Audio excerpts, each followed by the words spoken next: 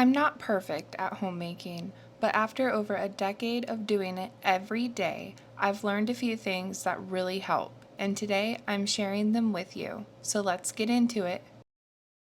Hey guys, so I wanted to create this video for everyone because like I said in the beginning, I'm not perfect at homemaking, but I have been doing this for over a decade, and so I feel like I have, a little expertise in this area, and I wanted to share some things that have really worked for me and things that I have figured out over the years.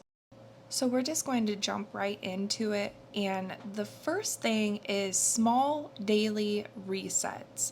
Now, when I first became a stay at home mom, like, the full CEO of the household, I thought I'll leave everything until everyone goes to bed and then I will clean up.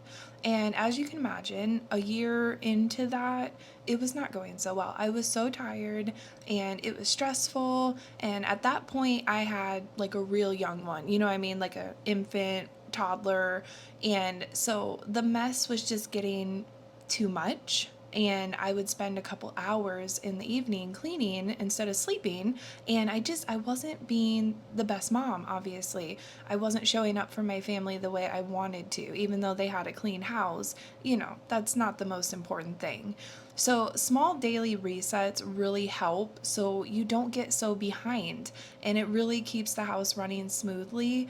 I try to reset every night still, to have a calm, cozy morning. But, during the day, I will clean up after breakfast. I will clean up after lunch. I will clean up after activities. I'm really trying hard to teach my son you put things back where they go before you move on to another activity. And this has really saved my sanity. And my evening resets are so quick. I'm talking like 10 to 20 minutes or less. So I really highly recommend that one. Don't make the same mistakes that I did. The next piece of advice I have for you is let go of Pinterest perfection. Do you guys know what I'm talking about? You're scrolling and suddenly you start feeling bad about your house or your looks. Like, I've been there, you guys. I kept buying things thinking this item will help me achieve the perfect home, and all that happened was clutter. I decluttered, and now it takes no time to get my house back in shape, no time at all. And I stopped buying things in hopes of achieving that Pinterest perfect house, because let's be honest guys, we are running real human lives. We are not AI. And unfortunately, AI pictures and like professional photographers have really taken over, and real people with real lives can't live up to that perfection that Pinterest is trying to portray. Now, don't get me wrong, I love Pinterest, but scroll it with the mindset of inspiration and ideas instead of my house is never going to look like this, it's never going to be perfect. My house was never going to look like that to begin with. It was built in the 60s. It's not a new build, you guys. It has character, it's been lived in. It's amazing in my opinion. But it's never going to be Pinterest perfect, and we just need to let go of trying to achieve that level of perfection. The next advice I have for you is it is your life and no one else's. So, way back when, when I was trying to organize our apartment and then this home, I was scouring the internet trying to find, like, where is the perfect spot for the silverware to go? Where is the perfect spot for cups to go? Like, just trying to organize my house. And it just hit me one day. This is my life. This is our house. Nobody else lives here. I cannot organize this house to fit other people's needs. I need to fit it to ours. So that's the mindset I go into when I'm organizing and, trying to make the house better. I think about my family and our routines, and there's really no right or wrong answer. So really take a look at your family and your routines to find what makes sense for you.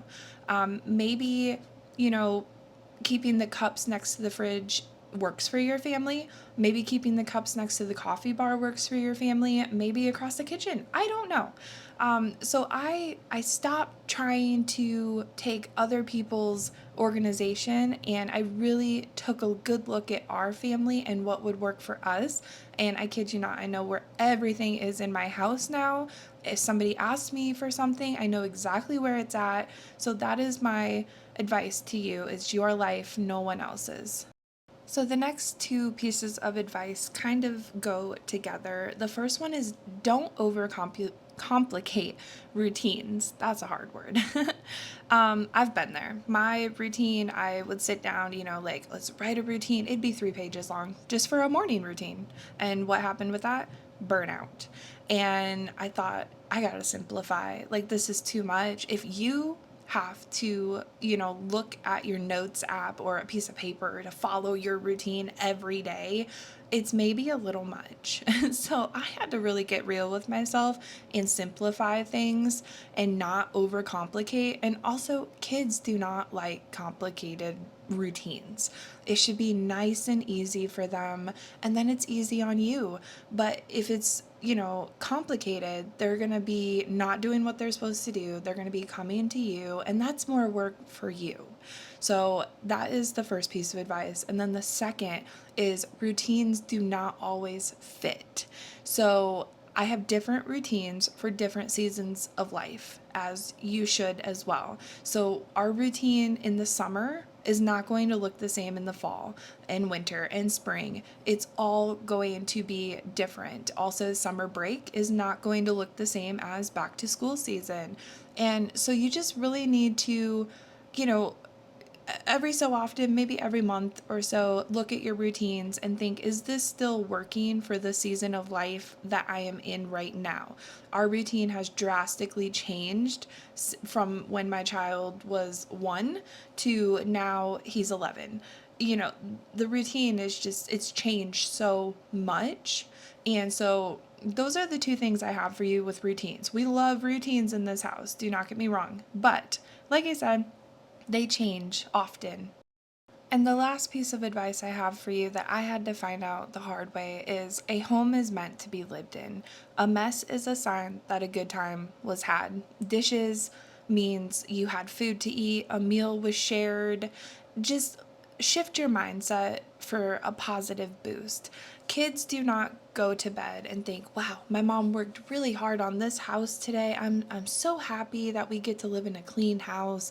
I promise you, they're not going to bed thinking about that. They're going to bed thinking about, oh, I had such a fun time with my mom outside playing with chalk or in the swimming pool or baking or playing a board game or anything. They're going to think about the time that you spent with them. And a clean home is very important. And for me personally, I am that person where I need a clean, organized space to function properly. So it is very important to me. However, I do not need to be cleaning 24/7. A home is meant to be lived in. Thank you guys so much for watching, and I really hope that I helped at least one person with my advice and the things that I have learned over the years. And if I did, if you could hit that subscribe button to stick around and also give this video a thumbs up to help me, I would really appreciate it. And thank you again, guys, so much. I will talk to you in my next video. Bye!